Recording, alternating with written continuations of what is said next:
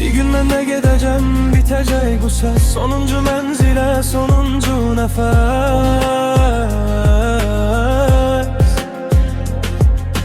Ben öz hikayemin sonuna geldim. Dilimde değilmemiş nece kelam var.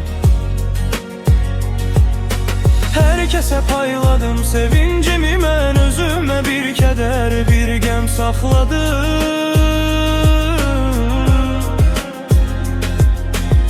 Gülüşler takarak yorulun üzüme, İçimde gizlice her gün ağladım.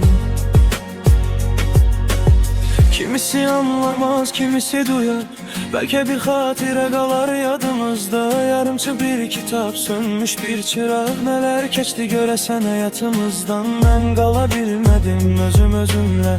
Hayat bir tarafa, ben bir tarafa. Bütün hayallar büküp bütçeye koydum, yüreğimde kalan refe. Ne bir dileğim var, ne bir şikayet. Kaderin yazdığı büyük bir ayet. Gidişim koy sükutla dastan yazılsın. Üstüme ulduzlar nur tek saçılsın.